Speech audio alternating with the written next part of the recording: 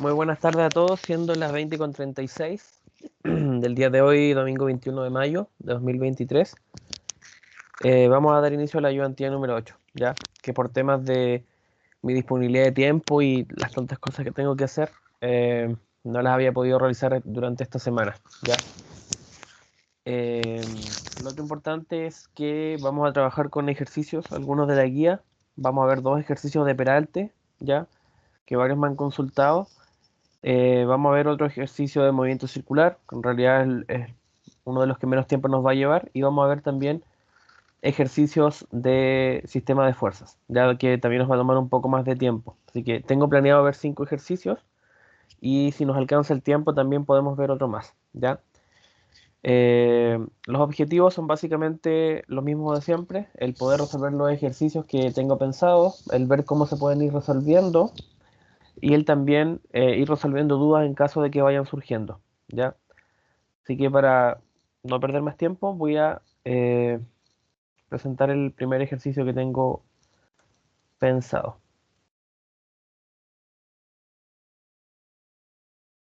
Tenemos este sistema de por acá. ¿Qué es lo que nos dicen? ¿Ya? Tenemos una figura como la que se presenta acá, con un sistema de cuerpos, ¿ya? Tenemos 3 cuerpos, tenemos un plano inclinado y además tenemos un sistema de poleas. Entonces es un ejercicio que involucra varias de las cosas de los casos que se han visto durante la asignatura, ¿ya?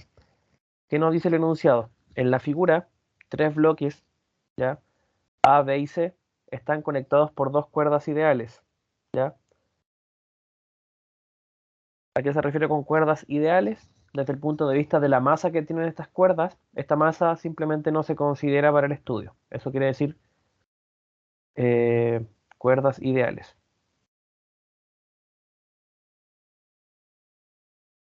¿ya? Esas son las cuerdas ideales. El bloque A tiene una masa m y se encuentra sobre una superficie horizontal sin roce, ¿ya? Es decir, este es el bloque A, tiene una masa m y se encuentra fuera de este plano, ¿ya? Este entonces vendría a ser el bloque A. Después que nos dicen, ya, este bloque A tiene una masa m y está unido al bloque B de la misma masa, ¿ya? O sea, el bloque A y el bloque B tienen la misma masa y este bloque B se encuentra sobre un plano inclinado sin roce, mediante una cuerda ideal que pasa por una polea inicial, ¿ya? Es decir, tenemos el cuerpo A y el cuerpo B, ambos tienen la misma masa, ¿ya? Ambos están unidos por una cuerda que pasa por esta polea inicial, y además de ello, el cuerpo A no está sobre el plano inclinado, es decir, está sobre una superficie que no tiene roce, y el cuerpo B también está apoyado, pero sobre el plano inclinado, y no tiene roce tampoco, ¿ya? Además nos dicen que una fuerza tira del bloque A, ¿ya? De este bloque hay una fuerza que lo está tirando. A su vez, el bloque B está unido al bloque C. El bloque B está unido con el bloque C. Mediante una cuerda ideal que pasa por una polea ideal, ¿ya? La polea ideal vendría a ser esta de acá. En el caso de esta primera polea, el enunciado la llama polea inicial porque está en el inicio de nuestro sistema, ¿ya? Y dice que el bloque ideal cuelga verticalmente, es decir, este que está acá, y se mueve con velocidad constante, ¿ya?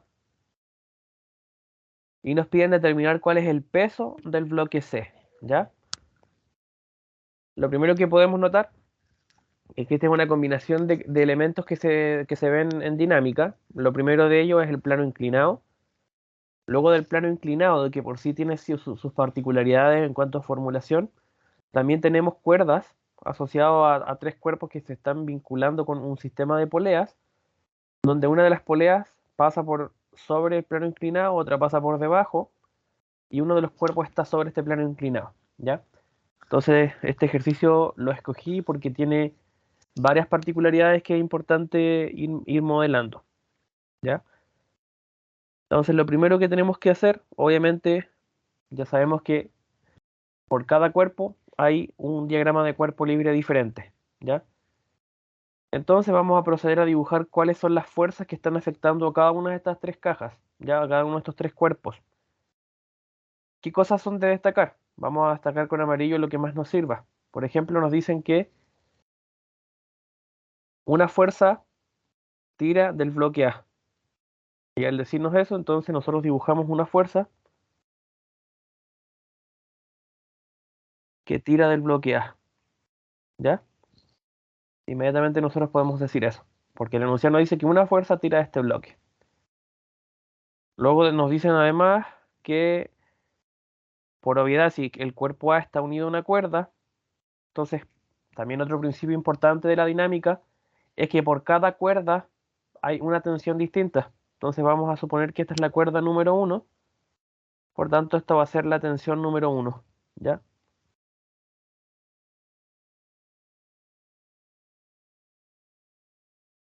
Otra cosa importante, este cuerpo está apoyado sobre una superficie, por tanto, otro principio más, mientras un cuerpo esté apoyado en una superficie, entonces nosotros tenemos una fuerza normal, ¿ya? Y a su vez también nosotros tenemos un peso porque el cuerpo tiene masa, así que también tiene masa por gravedad, lo cual podríamos denominar peso A porque es el cuerpo A, ¿ya? Eso ha sido por el cuerpo número 1, ¿ya? Ahora tenemos que ver qué fuerzas actúan sobre el cuerpo número 2, ¿ya? Bueno, aquí hay una cuerda que es la cuerda 1, también es la tensión 1 porque es la misma cuerda, pero apunta en sentido contrario. Así que aquí estaría la tensión 1, ¿ya? ¿Qué más tenemos? Bueno, tenemos que esta es otra cuerda, que como es la segunda cuerda, le podemos decir cuerda 2, por tanto esta va a ser la tensión 2, ¿ya? Aquí también está la fuerza normal,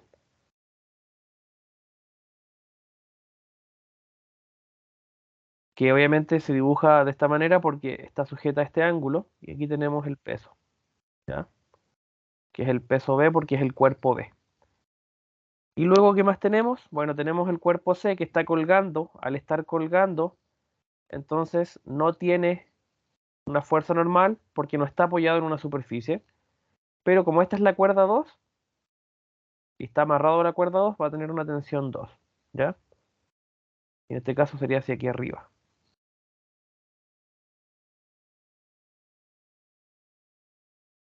Entonces aquí tendríamos la tensión 2. Y a su vez, porque tiene masa, entonces tiene peso. Y podríamos decir que hay un peso 3. Entonces ahora hemos dibujado todas las fuerzas que están actuando sobre cada uno de estos cuerpos, ¿ya?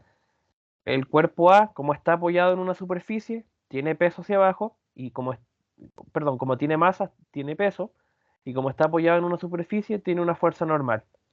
A su vez, el enunciado nos dice que hay una fuerza que tira este bloque, por tanto, dibujamos esta fuerza digamos, que lo tira y como está atado a la cuerda 1, tiene una tensión 1, ¿ya? El cuerpo 2, como está apoyado en una superficie, tiene una fuerza normal y obviamente como tiene masa, tiene un peso. Como está unido a dos cuerdas, que es la cuerda 1 y la cuerda 2, tiene tensión 1 y tiene tensión 2. Y el cuerpo 3, como está colgando, solamente tiene peso porque tiene masa, no está apoyado en una superficie, por tanto no tiene fuerza normal. Pero como está colgando de la cuerda 2, entonces tiene una tensión 2, ¿ya?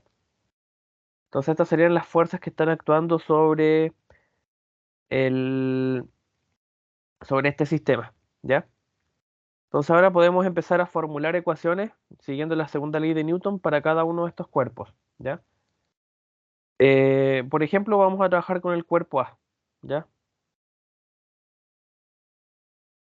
Bueno, en el eje Y del cuerpo A, ¿cierto? Vamos a trabajar primero con el cuerpo A. Entonces, en el cuerpo A, ¿qué tenemos? En el eje X tiene la tensión 1 y tiene la fuerza. Por tanto, simplemente va a ser fuerza 1, en realidad fuerza solamente porque es la única fuerza, las otras son tensiones, ¿ya? Sería fuerza menos la tensión 1. Y en este caso tenemos que ver si nos dicen si el cuerpo se está moviendo o no, ¿ya? Para efectos prácticos vamos a decir que el movimiento es simplemente cero, ya que no hay aceleración. Porque en este caso, ¿qué nos dicen? Que la velocidad es constante. Si la velocidad es constante, entonces la aceleración es cero. Porque velocidad constante quiere decir mRU. Y aceleración constante quiere decir mRUA. Pero acá la velocidad es constante, por tanto no hay aceleración. Entonces, si nosotros hacemos masa por aceleración, esto nos va a dar cero, ¿ya? Entonces simplemente nos va a quedar que la fuerza es igual a la tensión 1. Es decir, la fuerza con la cual es tirado el cuerpo A es igual a la tensión 1. ¿Ya? ¿Qué otra cosa tenemos? Bueno, podríamos trabajar con el eje Y del cuerpo A, ¿ya? En ese caso, la normal, que en este caso es la normal A porque es el cuerpo A, esta es la normal B porque es el cuerpo B, la normal A menos el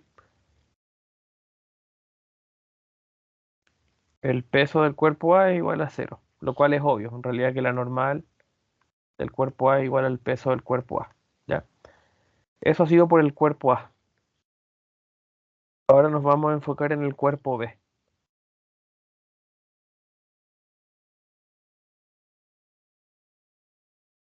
En el cuerpo B, bueno, tenemos que está apoyado en un plano inclinado, ¿ya? Tiene obviamente la tensión 2 y la tensión 1. Esas obviamente se restan porque van en sentidos contrarios, así que sería que en el eje X tiene la tensión 2 menos la tensión 1. Y también tenemos que considerar la fuerza normal, ¿ya? La fuerza normal apunta hacia arriba, ¿ya? Que, bueno, la fuerza normal es equivalente al peso, así que vamos a considerar la fuerza peso, ¿ya?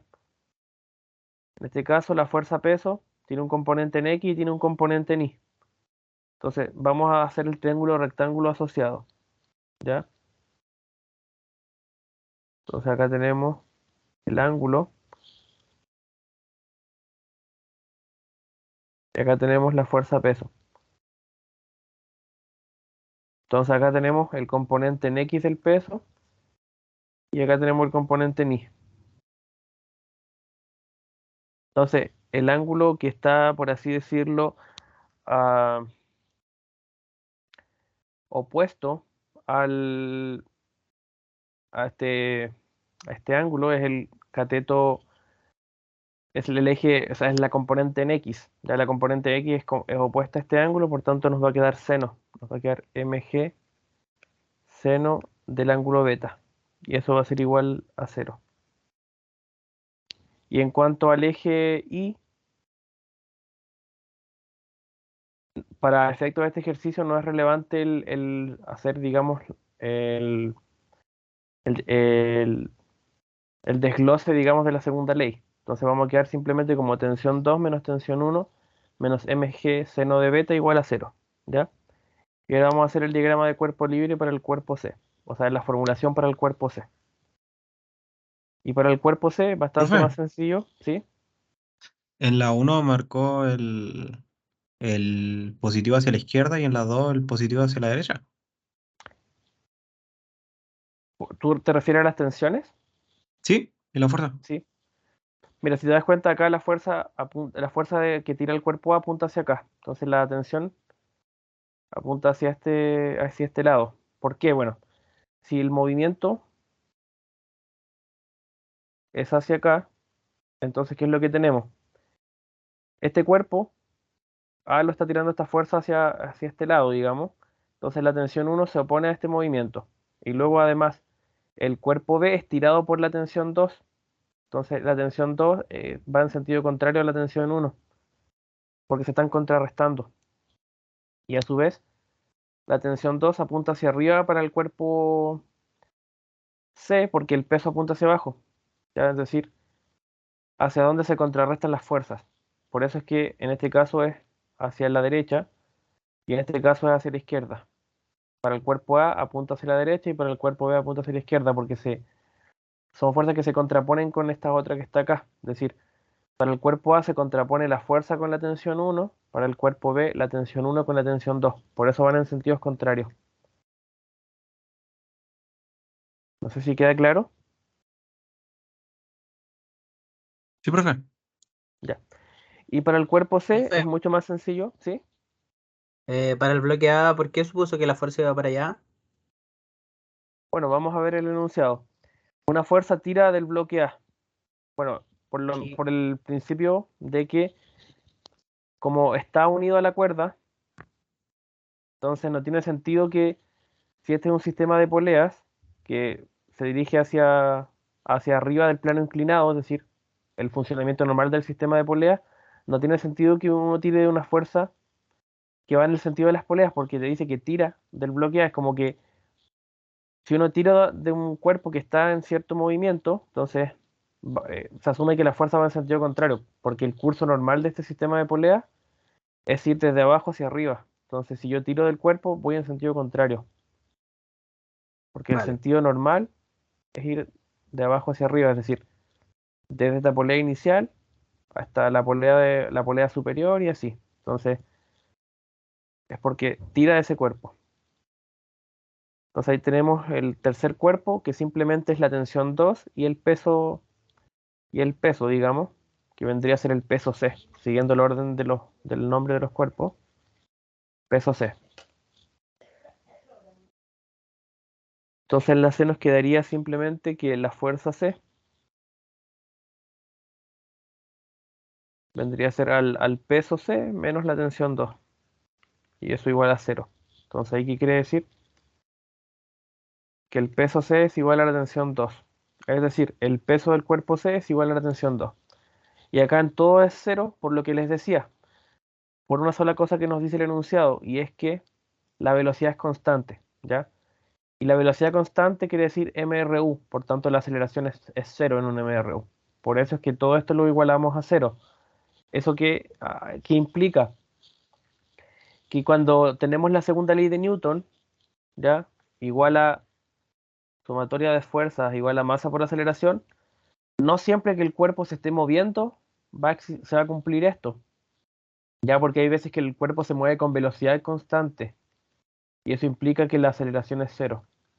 Entonces, en muchos casos uno piensa que es solo porque el cuerpo está en reposo o porque así lo dice el enunciado, pero en realidad también puede ser porque hay velocidad constante. Entonces, como todo esto es cero, nosotros lo hemos igualado a cero, ¿ya? Bueno, y después de despejar todo esto, lo que podemos hacer es simplemente reemplazar genéricamente, porque si nos damos cuenta, en el enunciado, claro, nos dicen que hay una fuerza F, nos dicen que hay una tensión 1, tensión 2, que además hay, bueno, esos datos, pero no nos dicen cuál es la masa, no nos dicen ningún dato numérico, son solamente datos genéricos, por tanto, vamos a tener que encontrar la ecuación genérica que da como resultado el peso del cuerpo C, que es lo que nos están pidiendo, ¿ya? Porque ¿qué es lo que nos pedían? El peso del bloque C, ¿ya? Entonces, claro, dijimos que el peso C es igual a la tensión 2, pero lo que nosotros podemos hacer es comenzar a ir, bueno, obtuvimos la tercera ecuación, que el peso C es la tensión 2. También obtuvimos que, vamos a ver más arriba, obtuvimos que la tensión 1 es igual a la fuerza, también obtuvimos eso, que la tensión 1 es igual a la fuerza, y además que la tensión 2 menos la tensión 1 menos mg seno de beta es igual a 0. Entonces nosotros podemos, bueno, sabemos que la tensión 2 es el peso C, pero también podemos representar el peso C en función de estas otras variables, ¿ya? Acá, por ejemplo, el peso C es la tensión 2. Lo que podemos hacer es, por ejemplo, despejar la tensión 2 de acá. En este caso, la tensión 2 es mg seno de beta más la tensión 1. Pero también despejamos la tensión 1, que vendría a ser la fuerza. Entonces ahora nos queda tensión 2 es igual a mg seno de beta más la tensión 1, que es la fuerza.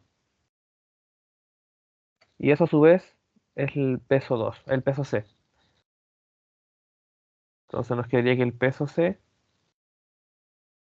es igual a la fuerza que se aplica a la masa por la gravedad por el seno del ángulo, ¿ya? Y esa es como la expresión a la que se puede llegar después de todo el análisis, ¿ya?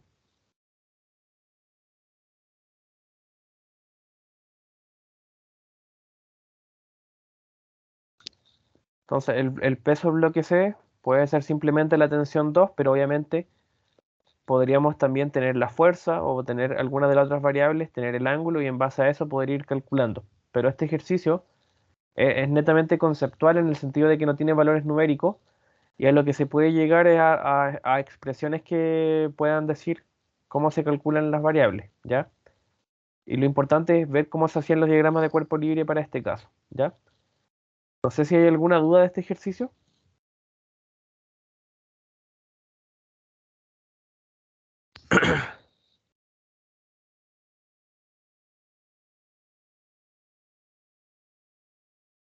Entonces No. vamos a ver un segundo ejercicio. Vamos a esperar que cargue esto.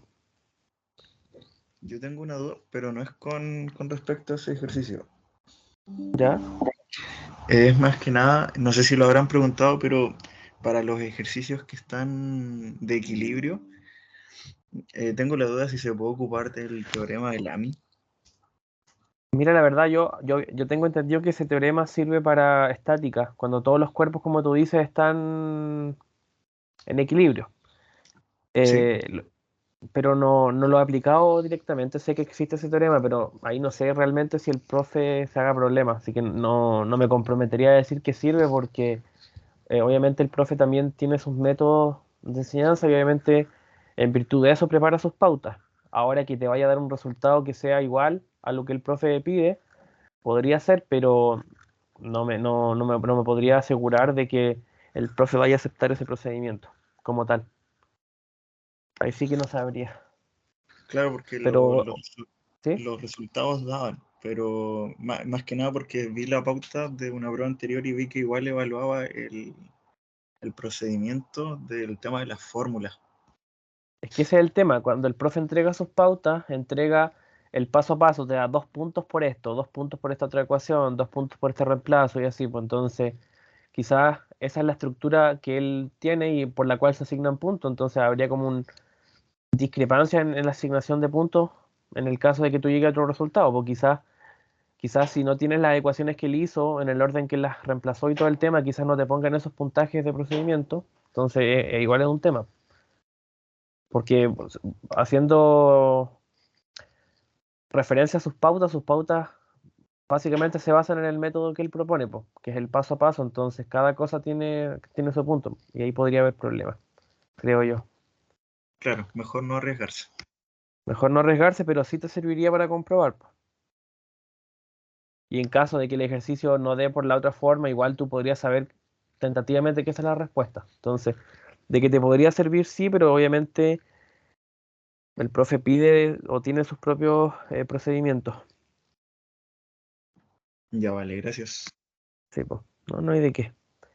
Ya vamos a ver este otro ejercicio, ya, que también tiene que ver con un sistema, pero más sencillo en términos de las poleas que tiene. Ya tiene solamente una polea, pero sí ya tiene datos que son numéricos. Igual tenemos dos bloques, uno que cuelga y otro que está sobre una superficie. Nos dicen que los bloques A y B de la figura tienen masas de 12 kilogramos y 3,5 kilogramos respectivamente, es decir, este A tiene 12 kilogramos y este B tiene 3,5, ¿ya? Nos dicen que si el coeficiente de fricción estática entre el bloque y la mesa, obviamente va a ser el bloque A, mu sub S, porque es estático, es de 0,525, nos piden determinar la fuerza mínima necesaria para poner el sistema en movimiento, ¿ya? Y aquí se hace alusión a que, claro, cuando un cuerpo está en reposo, el coeficiente de fricción se dice estático. Y siempre un coeficiente de fricción estático va a ser mayor a un coeficiente de fricción cinético, porque cuesta más mover un cuerpo que está en reposo que un cuerpo que está en movimiento, ¿ya? Entonces, este ejercicio, obviamente como cualquier otro, lo vamos a partir a través de la formulación de los diagramas de cuerpo libre, ¿ya? El cuerpo A está apoyado en la superficie, así que vamos a dibujar la superficie simplemente como una línea. Vamos a dibujar el cuerpo A, ¿ya? como está apoyado en una superficie, ya sabemos que si está apoyado en una superficie, entonces tiene una masa y por tanto tiene un peso, que es masa por gravedad. Y vendría a ser la masa 1, en este caso la masa A, haciendo alusión a que es el cuerpo A, por la gravedad. Eso es el peso A. Bueno, arriba tenemos lo que es la fuerza normal, ¿ya? A su vez, como está unido a una cuerda, va a tener una tensión. Lo otro importante es destacar que en este ejercicio hay solamente una cuerda, por tanto va a haber una única tensión, ¿ya? Que es la tensión que apunta hacia acá, ¿ya? Bueno, y a su vez también nos hablan de un coeficiente de fricción estática entre el bloque A y la mesa, por tanto hay rugosidades. Eso quiere decir que hay una fuerza de roce. Una fuerza de roce que en este caso es estática, porque el cuerpo está en reposo. Y para el cuerpo B, que cuelga, simplemente tenemos la tensión hacia arriba y hacia abajo tenemos el peso, que es el peso B. Y obviamente peso B es igual a masa B por la gravedad, ¿ya? Básicamente eso.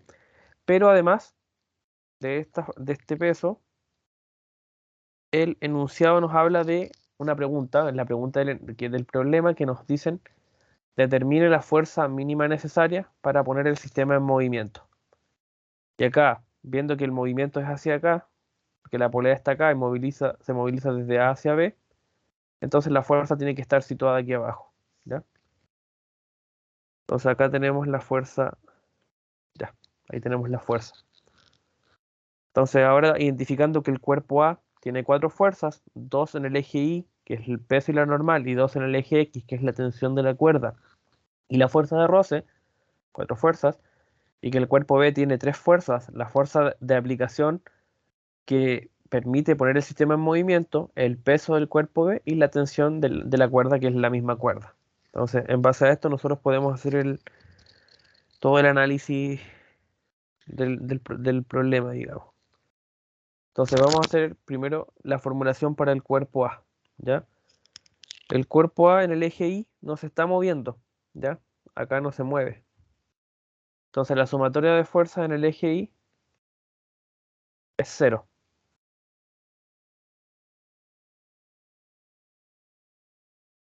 La sumatoria de fuerzas en el eje Y va a ser 0, ya eso quiere decir básicamente que no es que siempre sea 0, o sea, la formulación es masa por aceleración, pero como no hay movimiento en el eje Y, eso da 0, y todo el producto da 0. Y en el eje Y, bueno, simplemente está la normal que en este caso es la normal A, que en realidad es la única normal que hay en el ejercicio, y el peso. Así que nos va a quedar normal A menos el peso, que es MA por G, es igual a 0. Eso quiere decir que la normal A es la masa del cuerpo A por la gravedad, ¿ya? Y luego también tenemos que hacer en el eje X, ¿ya? Y en el eje X también va a ser 0. Y se preguntarán por qué. Bueno, porque el cuerpo como tal está en reposo, ¿ya? Eso quiere decir que aún no se produce la fuerza que nos están preguntando cuál tiene que ser. Porque nos dicen la fuerza mínima necesaria. Entonces, esa fuerza no se ha aplicado aún, ¿ya? Eso entonces lo vamos a colocar como sumatoria de fuerzas en X igual a 0. Bueno, y en X simplemente tenemos la tensión y la fuerza de roce, las cuales actúan en sentido contrario. Así que simplemente va a ser tensión menos fuerza de roce estático igual a 0. ¿Ya? Seguimos desarrollando. ¿Ya? La fuerza de roce, por definición, es mu por la fuerza normal. Obviamente, si es la fuerza de roce estática, va a ser mu estático por la fuerza normal. O el coeficiente de roce estático por la fuerza normal. Así que nos va a quedar tensión igual a fuerza de roce estática, que es mu estático por la fuerza normal. Y ahí tenemos entonces otra ecuación que se obtiene del análisis.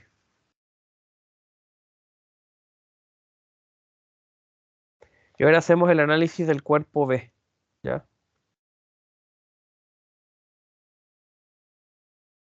Entonces, para el cuerpo B, ¿qué es lo que nosotros tenemos? Bueno, tenemos que en el eje Y tenemos el movimiento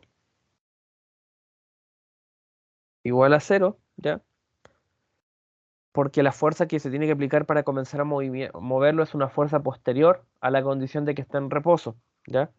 Eso es importante destacar y eso hace este ejercicio también un poco más con ciertas particularidades. Entonces teníamos la tensión hacia arriba y el peso y la fuerza de aplicación hacia abajo, ¿ya? Tensión menos el peso que es masa B por la gravedad y menos la fuerza que la vamos a colocar en rojo, haciendo alusión a que esa es la fuerza que nosotros tenemos que calcular, que es lo que nos pide el enunciado. Y eso igual a 0. Entonces aquí podemos despejar la fuerza pasándola para el otro lado. Nos va a quedar la fuerza es igual a la tensión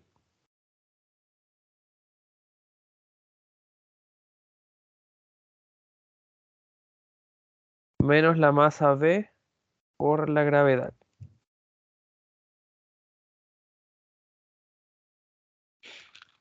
Entonces, con las ecuaciones que nosotros hemos obtenido, podemos comenzar a resolver. ¿Por qué? Porque de acá del cuerpo A obtuvimos que la normal A es la masa por la gravedad y de que la tensión también es mu por la fuerza normal. Entonces, esta fuerza normal la obtenemos de aquí arriba, que es la masa del cuerpo A por la gravedad, lo cual sería 12 kilogramos por 9,8. ¿Ya? Si multiplicamos 12 por 9,8, 12.0 por 9.8 nos va a dar 117.6 newtons, ¿ya? Esa es la fuerza normal. Y a su vez la tensión es mu por la fuerza normal. Y el coeficiente de roce es de 0.525, porque lo da el enunciado, entonces.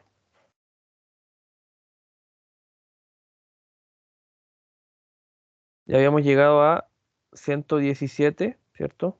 Una tensión de 117.6 y luego la tensión es 0.525 por 117,6. Y eso aproximadamente es 117.6 por 0.525.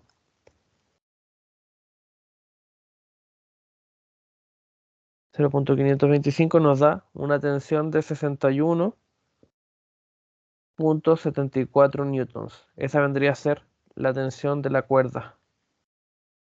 ¿Ya? Entonces, ¿qué tenemos después? Que la fuerza de aplicación, que es la que estamos calculando,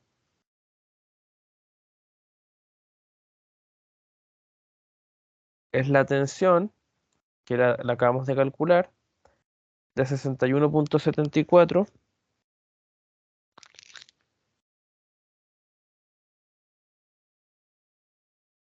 menos la masa por la gravedad. La masa del cuerpo B, que si nos vamos arriba del enunciado, es de 3.5 kilos. Entonces sería menos 3.5 por la gravedad, que es 9,8. Así que nos va a quedar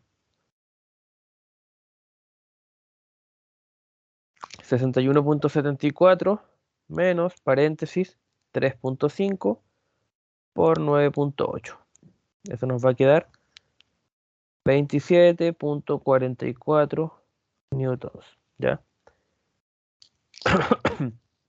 ¿Y cómo se interpreta este valor? Bueno, básicamente que con este sistema que tenemos acá, la fuerza mínima necesaria para poder comenzar a moverlo tiene que ser de 27.44 newtons, ¿ya? La particularidad de este ejercicio es que el sistema como tal se encuentra en reposo y que nos piden calcular la fuerza que tiene que aplicarse para que comience el movimiento, ¿ya? Entonces esa es la particularidad que tiene, ¿ya? No sé si hay alguna duda.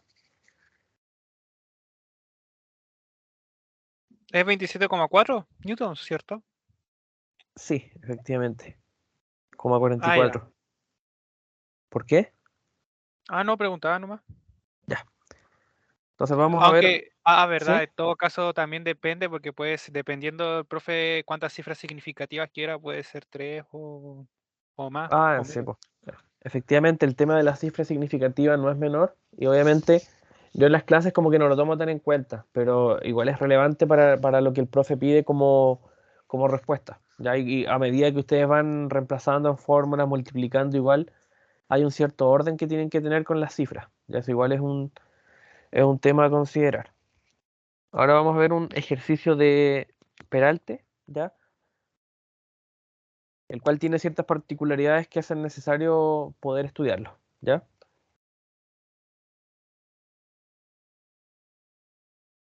Enseguida comparto pantalla. Voy a buscar una imagen para poder explicar un poco mejor lo que es este concepto.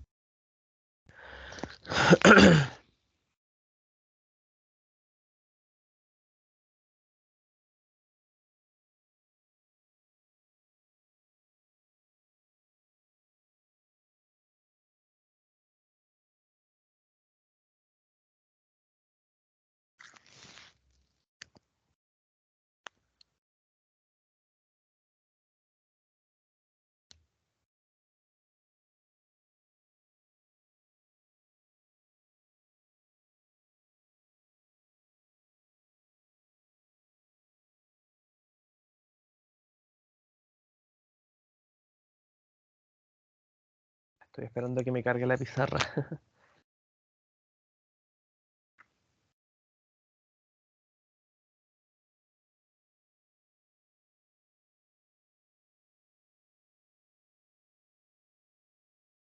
Ya.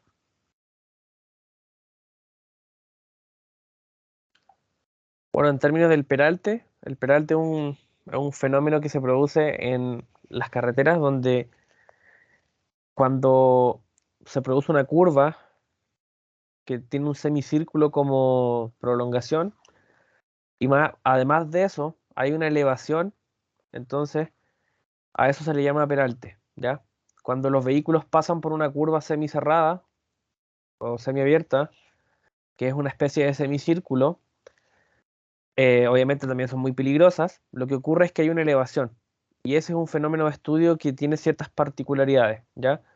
Principalmente porque las condiciones en las cuales se moviliza el vehículo dependen de qué tan abierto, qué tan cerrado sea el círculo, es decir, del radio que tiene, ¿ya? Básicamente depende del radio. Entonces, eso es más o menos lo que es un peralte. Y la inclinación es lo que se puede ver más o menos en este dibujo, ¿ya? Obviamente la abertura depende del radio que tenga esa sección de semicírculo. Entonces, vamos a proceder a leer el enunciado, ¿ya? Nos dicen que un automóvil de 1300 kilogramos toma una curva de 50 metros de radio, ¿ya?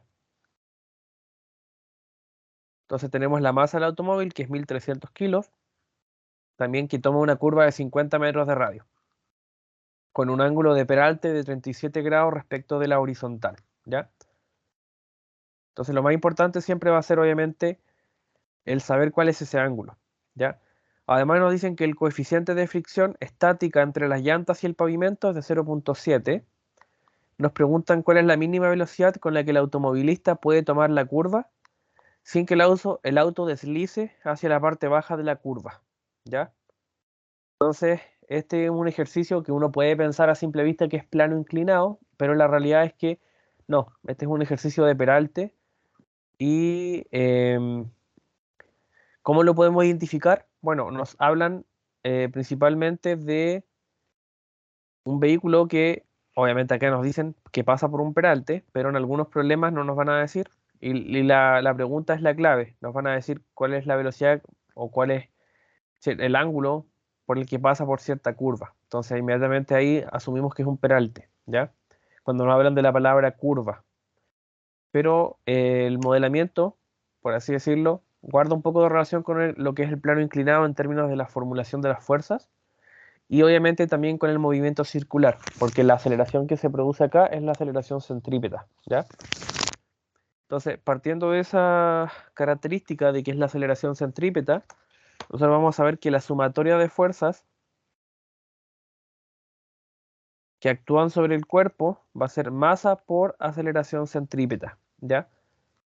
Porque apunta hacia el centro de la circunferencia, ¿ya? Y la aceleración centrípeta es la velocidad al cuadrado que lleva el cuerpo dividido el radio del semicírculo, ¿ya? Entonces, en función de eso, vamos a tener que formular todas las fuerzas que actúan sobre el cuerpo. Entonces, acá hay que tener cierta atención con cómo formulamos las fuerzas. De partida, el principio para poder hacer el diagrama de cuerpo libre es básicamente el mismo que tenemos siempre. Está apoyado en una superficie, ¿sí? Entonces, tiene un peso, ¿ya? Tiene un peso, que es masa por gravedad. A su vez también nos preguntamos, bueno, como está apoyado en una superficie, también tiene la fuerza normal, pero la fuerza normal no está alineada con el eje Y, porque tiene un ángulo de 37 grados. Por tanto, la vamos a dibujar en diagonal, ¿ya? Que es la que se encuentra por aquí. Ya, esta es la fuerza normal. Bueno, otra cosa importante de destacar es que hay hay fricción en la superficie, que es la fricción entre las llantas y el pavimento, que el coeficiente es 0.7. Por tanto, hay una fuerza de fricción. Así que también la vamos a dibujar. ¿Ya? Y ahora que estamos definiendo esto y sabiendo que hay un ángulo, bueno, acá tenemos la fuerza de fricción, nos preguntamos o visualizamos mejor la pregunta. La pregunta dice, ¿cuál es la mínima velocidad con la que el automovilista puede tomar la curva sin que el auto deslice hacia la parte baja de la curva? Sin que se deslice hacia la parte baja. Entonces la fuerza de fricción iría en sentido contrario. Es decir, no hacia la parte baja, porque lo que se quiere evitar es que vaya hacia la parte baja de la curva. La fuerza de fricción apuntaría hacia acá. Y ahora lo que tenemos que hacer es el análisis de las fuerzas, porque esta fuerza, tanto la normal como la fricción, están sujetas al cambio en este ángulo. Entonces tienen un componente en X y tienen un componente en Y, ¿ya? Y eso es lo que tenemos que describir ahora. El componente en X de la fuerza normal, este que estoy dibujando acá, componente en X, ¿ya? Y el componente en Y vendría a ser este que estoy dibujando acá, componente en Y de la fuerza normal. A su vez, este ángulo de 37 grados también se encuentra acá. Aquí también está el ángulo. Y bueno, también la fuerza de roce tiene su componente en X y tiene su componente en Y. La fuerza de roce en X y la fuerza de roce en Y. ¿Ya? Entonces ahora nosotros podemos, teniendo todas estas fuerzas, hacer la descomposición en el eje X y la descomposición en el eje Y en términos de ecuaciones, porque ya lo hicimos en términos del diagrama de cuerpo libre, ahora viene en términos de las ecuaciones, así que partimos por el eje X, ¿ya? Y en el eje X, ¿qué tenemos? Bueno, tenemos la fuerza normal, pero solamente la fuerza normal en X, obviamente. Así que sería la fuerza normal en X. Y aquí entra el tema. ¿Es menos o más? Bueno, ahora viene la fuerza de roce. Como está en sentido contrario, es menos el componente en X de la fuerza de roce. ¿Ya?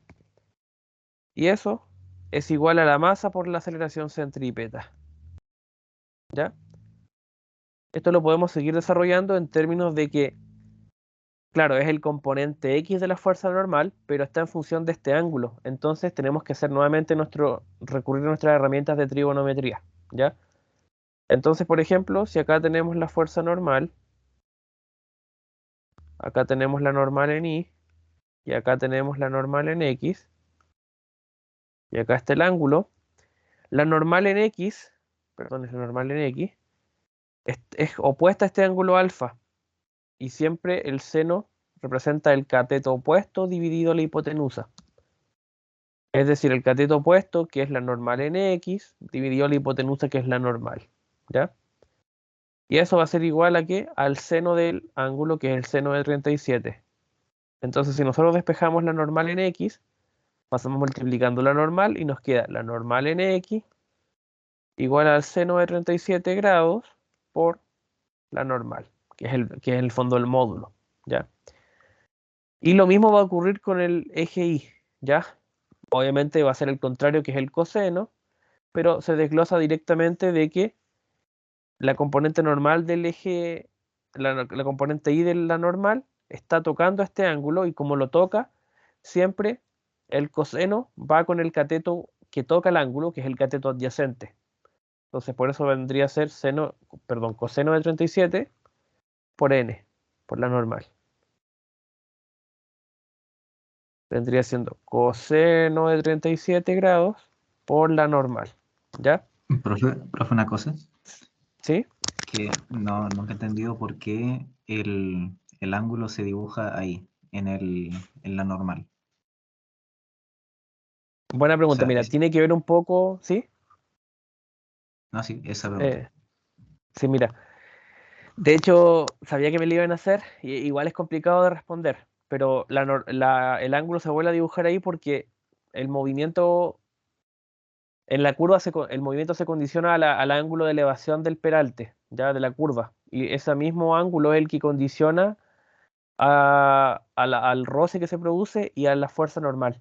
En el fondo es una explicación que a medida que este ángulo cambia, también cambia la fuerza normal y cambia la fuerza de roce, ¿ya? Una explicación más allá técnica, es un poquito más complicado darla, pero tiene que ver por eso, porque la fuerza normal y la fuerza de roce varían en función de este ángulo. Es decir, a medida que más inclinado o menos inclinado es el ángulo o el peralte, entonces la fuerza de roce también va a cambiar, y también la fuerza normal, ¿ya? Pero igual es bastante complicado para mí explicarlo así con una explicación muy, muy detallada, pero tiene que ver con eso, que la fuerza normal y la fuerza de roce cambian en función de este ángulo, ¿ya? Ya. Yo Bueno, quedé con la sí, dime nomás. del por qué el NX no era negativa. Bueno, porque si tú tienes acá tu fuerza normal, ¿ya? Y acá tú tienes, en este caso, tu componente Y y tu componente en X,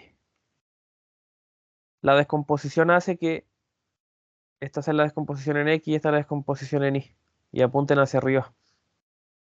Apuntan hacia la derecha, hacia la izquierda y hacia arriba, ¿ya? Pero el movimiento se produce de frente, o sea, el vehículo viene avanzando, entonces la fuerza normal apunta en el sentido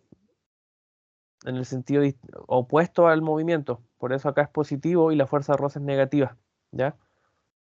Porque la fuerza de roce se pone al movimiento, por eso es que tienen que ser contrarios, aparte de que van en sentidos contrarios, pues esta va hacia la izquierda y esta hacia la derecha. O sea, siempre en Pero, peralte va a ser pero así. van a los lados del vehículo. Si el vehículo va de frente, estas dos fuerzas van a los lados, van en las ruedas. Es como básicamente eso. Por Ya, eso vale. es que van en sentido contrario. Pero más que nada, la normal en X es positiva por el desglose del eje X de esta fuerza normal. Bueno, y en función de esto se puede seguir despejando, porque normal en X es seno de 37 por la normal, ¿ya? Seno de 37 grados por la normal, y la fuerza de roce en X viene siendo Ah, bueno, no hemos hecho ese análisis, ¿ya? La fuerza de roce en X también tiene el mismo análisis en función del ángulo. Y acá tenemos el ángulo, la fuerza de roce en X. La fuerza de roce en X toca este ángulo, ¿ya? Toca el ángulo, por tanto lleva el coseno. Básicamente por eso. La fuerza de roce en X vendría a ser la fuerza de roce, el módulo de la fuerza de roce, por el coseno de 37 grados. Entonces aquí, ¿qué nos quedaría? Aquí el seno de 37 por la normal, aquí sería menos la fuerza de roce por el coseno de 37 grados. Y eso igual a la masa por la aceleración centrípeta. Nuevamente, podemos seguir haciendo desgloses porque la fuerza de roce, por definición, ya lo sabemos, que es mu por la fuerza normal, ¿ya? Entonces aquí, ¿qué quedaría? El seno de 37 grados por la fuerza normal menos la fuerza de roce, que es mu por la fuerza normal, ¿ya? Y por el coseno de 37 grados igual a masa por aceleración centrípeta, ¿ya?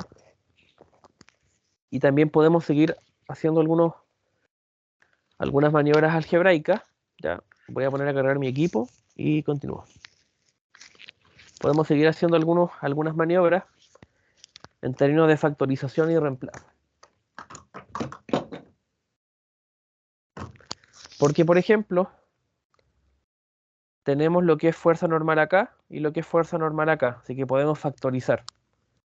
Podemos factorizar por la fuerza normal. Nos quedaría fuerza normal por el seno de 37 grados menos mu por el coseno de 37 grados. ¿Ya?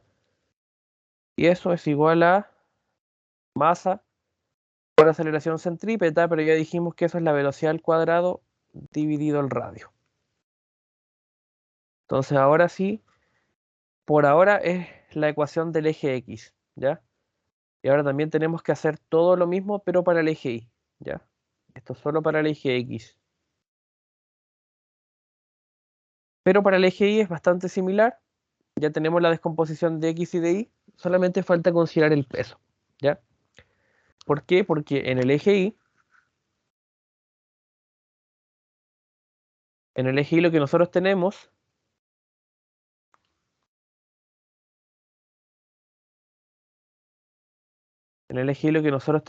es la fuerza normal en Y, la fuerza de roce en Y, pero además de eso tenemos el peso hacia abajo, ¿ya?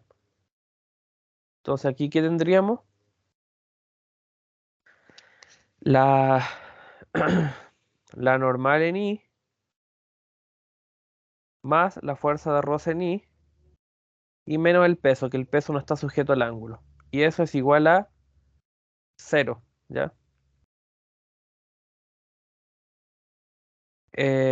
Nuevamente la normal en Y, nosotros ya la despejamos. La normal en Y viene a ser coseno de 37 por la normal. Coseno de 37 grados por la normal, más la fuerza de roce en Y, ya que es básicamente, si la fuerza de roce en X es la fuerza de roce, por el coseno de 37, la fuerza de roce en Y va a ser el seno de 37 por la fuerza de roce. Entonces ahí va a ser más el seno de 37 grados por la fuerza de roce, pero nuevamente la fuerza de roce es mu por la fuerza normal. Entonces ahí nos va a quedar mu por la fuerza normal y eso menos el peso, podríamos colocarle más el peso, vendría a ser directamente masa por gravedad, ¿ya? Nuevamente también podemos factorizar por la fuerza normal, ¿ya? Nos va a quedar la normal por el coseno de 37 grados más el seno de 37 grados por mu igual a la masa por la gravedad. Y esa es la ecuación número 2, ¿ya? Que es la del eje Y. Entonces, como cualquier sistema de ecuaciones, podemos nombrar esta como la ecuación número 1 y esta como la ecuación número 2, ¿ya? Y siempre en un sistema de ecuaciones, teniendo 1, 2, 3 o las ecuaciones que sean, nosotros podemos hacer una serie de cosas. Podemos, por ejemplo, despejar algo de la ecuación 1, o sea, llamarlo la ecuación 4 y reemplazarlo en la ecuación 2. Podemos, no sé, hacer un reemplazo, una sustitución, una igualación, es decir, por ejemplo, igualar 1 con 2, como también podemos dividir las ecuaciones, es decir, podemos dividir la ecuación 1 entre la ecuación 2. Y eso es lo que vamos a hacer ahora, dividir la ecuación 1 entre la ecuación 2, producto de que si nos damos cuenta, tienen términos que son semejantes, que se están multiplicando, como son la normal arriba y abajo, y también la masa. Entonces, si nosotros dividimos estas ecuaciones, nos va a quedar lo siguiente. Arriba va a ser normal por el seno de 37 grados menos mu por el coseno de 37 grados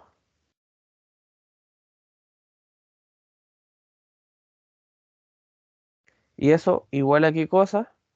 A la masa por la velocidad al cuadrado dividido el radio. Y abajo nos queda la normal por el coseno de 37 grados más el seno de 37 grados por mu, y eso es igual a la masa por la gravedad. Ya, y como les comentaba, tanto la masa como la normal están arriba y abajo, así que las podemos eliminar. Ya, y nos queda algo un poquito más sencillo, donde podemos ir reemplazando. Nos va a quedar seno de 37 grados menos mu. Mu nos dicen que es 0.70. 0.70 ya. Por el coseno de 37 grados.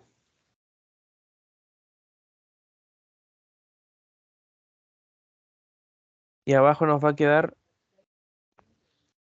el coseno de 37 grados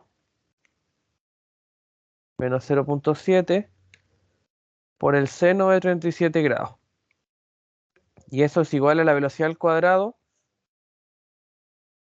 dividido el radio y dividido la gravedad, ¿ya? Lo que nos está preguntando el enunciado es la velocidad mínima. Así que la velocidad es la incógnita, ¿ya? Pero el resto lo tenemos. Tenemos el radio. En este caso el radio es de 50 metros, ¿ya? El radio es de 50 metros y la gravedad es de 9,8.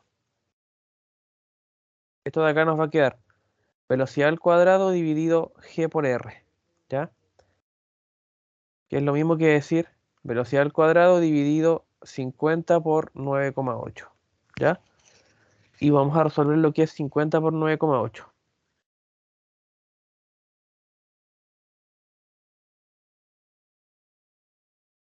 50 por 9.8 da 490, así que nos va a quedar velocidad al cuadrado dividido 490.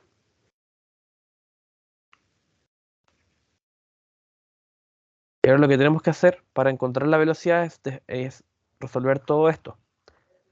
Por ejemplo, el seno de 37, lo vamos a hacer. Seno de 37 da como resultado 0.601.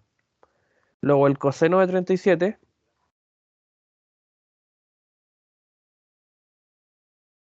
coseno de 37 grados nos va a dar 0.79. Así que sería 0.7 por 0.7986.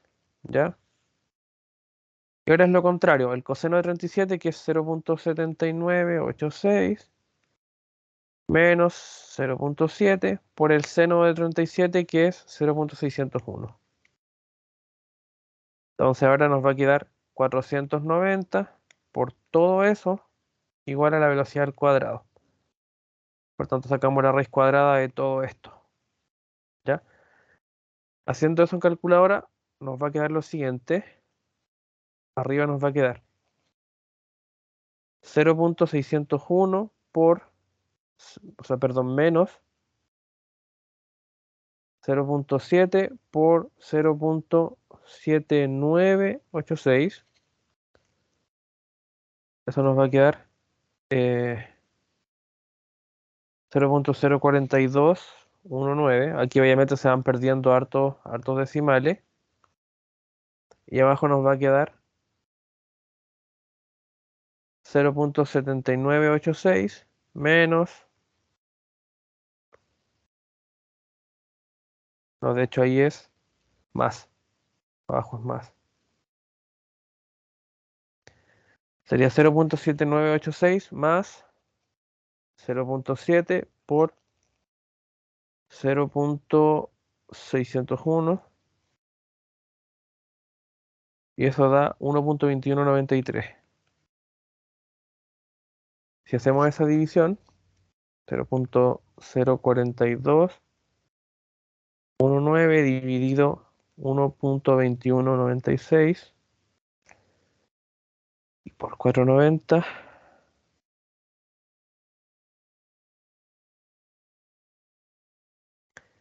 y le sacamos raíz cuadrada a eso,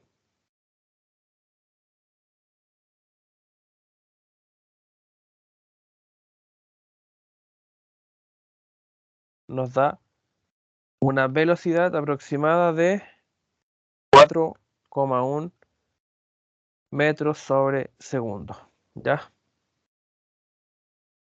Que en el fondo responde a la pregunta de cuál es la velocidad mínima con la que este automovilista puede tomar la curva sin que el auto se deslice. Es decir, si en una curva de este tipo, donde aparte de haber una curva que ya es un agravante, digamos, o es una complejidad, además de eso hay una inclinación, tiene que haber una cierta velocidad para que el cuerpo, o para que el auto no se deslice hacia abajo, ya en el fondo eso, para que no se caiga. Y eso es todo el análisis que hay detrás de un peralte, ¿ya? El peralte de por sí mezcla movimiento circular con todo este análisis de las fuerzas, ¿ya? Y el planteamiento más o menos siempre es el mismo, ¿ya? Siempre se hace más o menos de esta manera, así que más o menos un patrón, ¿ya? No sé si hay alguna duda de este ejercicio.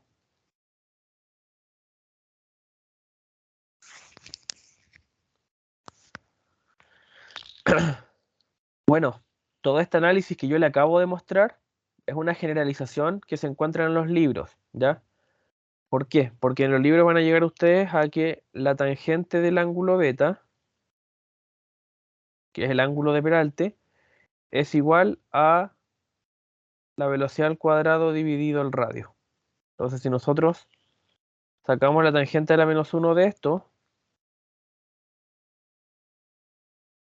nos va a entregar la aceleración, que es otro tema que se podría estar preguntando, ¿ya?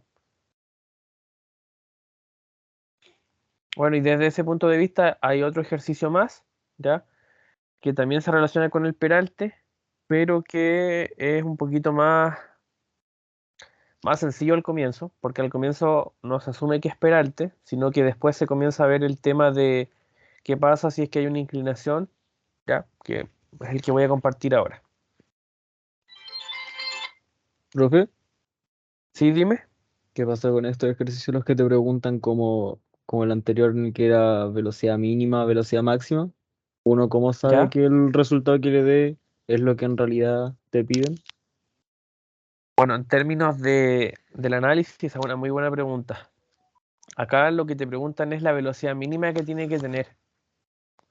Entonces, la velocidad mínima viene dada por todo este análisis. Entonces, em, tú dices cómo tú asumes que la velocidad mínima y la máxima. Buena pregunta. Eso yo creo que tiene más. Porque ¿Sí? no creo que sea con que sea chico el resultado, sino de Yo creo que va más que allá de eso. Sí, o sea, porque podría haber sido quizás el máximo, pero ¿cómo usted supo que era ese el mínimo? A ver, veamos el ejercicio.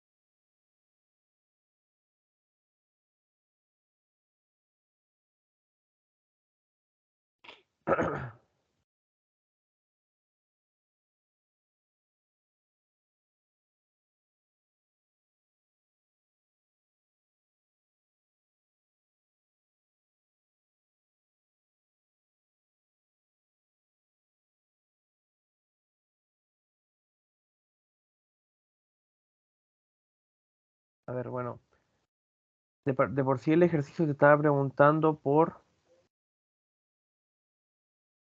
la velocidad mínima que tiene que tener. Entonces, el análisis que se hace acá, por lo menos de este modelamiento, es cuál es la velocidad, como su nombre lo indica, que tiene que existir para que se mantenga esta estabilidad, ¿ya? Y en base a eso es que sobrepasando esa velocidad no hay problema, pero si la velocidad es más baja que ese valor, entonces, si la velocidad es más baja que ese valor, entonces el auto se cae, pero tendría que ver algún otro enunciado que te diga velocidad máxima. Yo por lo menos no lo he visto, pero la velocidad que uno calcula de esta manera siempre es la mínima, eso sí te puedo asegurar. O sea, siempre que te digan velocidad mínima o la velocidad que tú calculas de esta manera, esa sí es la velocidad mínima, porque por definición la aceleración centrípeta es velocidad al cuadrado dividido el radio, pero esta es la velocidad mínima. O sea, la velocidad mínima ya viene de esta expresión. De ahí tendríamos que ver cuál vendría a ser la velocidad máxima, pero en términos de lo que es un peralte, tiene que haber una velocidad mínima para que el cuerpo no se caiga. Eso es como de lo que proviene de la propia ecuación. Pero no sé si tuviste algún ejercicio donde te den algo que diga velocidad máxima. No, se me ocurrió, pero O sea, si te dijeran como ahí, no sé, en ese ejercicio la pregunta, en vez de cuál era la mínima, cuál fuera la máxima para que el auto no se salga de la pista, no sé.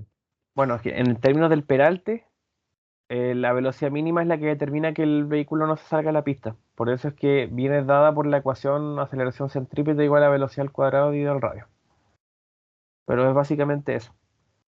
Bueno, en términos de lo que vimos hoy día, ya por temas de tiempo, la sesión llegaría hasta aquí. Vimos todo el tema bueno, vimos peralte con un ejercicio que está en la guía y también vimos todo el tema de ejercicios donde hay sistema de polea y sistema de cuerpo. No sé si hay alguna Tengo una duda. duda. Sí, dime. ¿Cuándo tengo que utilizar la aceleración tangencial en problemas de MSU con leyes de Newton? Es que generalmente se ocupa la aceleración centrípeta, ¿ya? Más que la aceleración tangencial.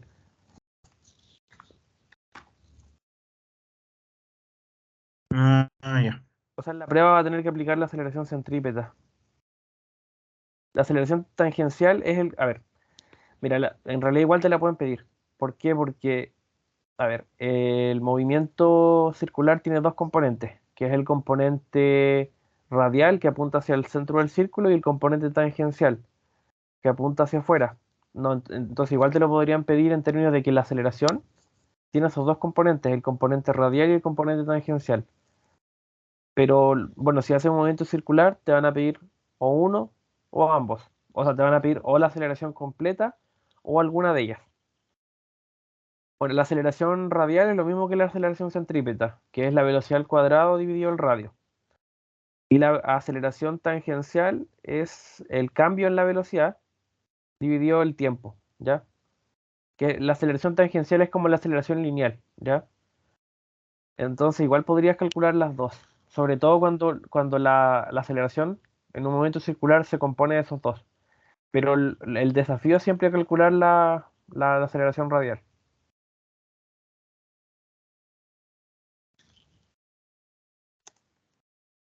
¿Hay alguna otra duda? Profe, ¿Sí? ¿cómo uno puede como saber la trayectoria que va a seguir un objeto luego de ser soltado? Dependiendo si es una trayectoria, o sea, si es un lanzamiento vertical o si es, no sé si es No, un en MSU. en MSU. Todo va a depender Sí. de la disposición de la información. Tendría que, o sea, depende de cada ejercicio, porque cada ejercicio dispone de información de distinta manera. Así que no hay como una palabra, una frase que te diga todos los ejercicios van a ser de tal manera. Así que eso depende del ejercicio, po, porque cada ejercicio, Profe, como hemos ido viendo, es distinto, ¿sí? ¿pueden salir ejercicios de la resistencia del aire? En MSU, Es que en la última materia que vimos, y vimos como súper rápido.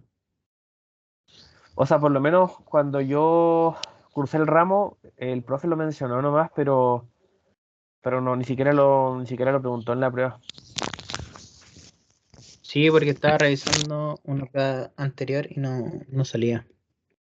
Mira, la prueba 2 siempre ha sido más o menos lo mismo, que es tanto plano inclinado, poleas, todo este tema del movimiento circular y además de eso el tema de la estática, es decir, cuando los cuerpos están en equilibrio. Así que yo creo que eso va a ser similar a los años anteriores, po. Un ejercicio de sistema en equilibrio, un ejercicio de plano inclinado, un ejercicio de poleas y un ejercicio de movimiento circular. Eso es como lo que siempre se ha dado. Y ya por tema de tiempo yo veo difícil que pregunten algo como la resistencia del aire, que es como un contenido muy por encima. Vale. Bueno, y si igual ustedes ven las pruebas todas son muy parecidas durante los años. Son más o menos los mismos ejercicios, solo que cambian algunas cosas. Así que eso. No sé si alguien más tiene alguna duda.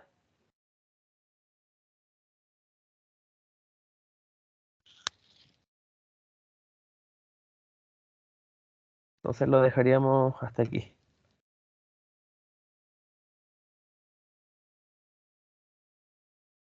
Eso, que les vaya muy bien mañana y nos estaríamos viendo en 2 semanas más para la continuidad de las ayudantías. Tengan buena noche. Oh, muchas gracias. Chao, profe. Gracias a Chao, nos ustedes. vemos. Chao, chao. Chao, muchas gracias. Gracias a ustedes. Chao, gracias.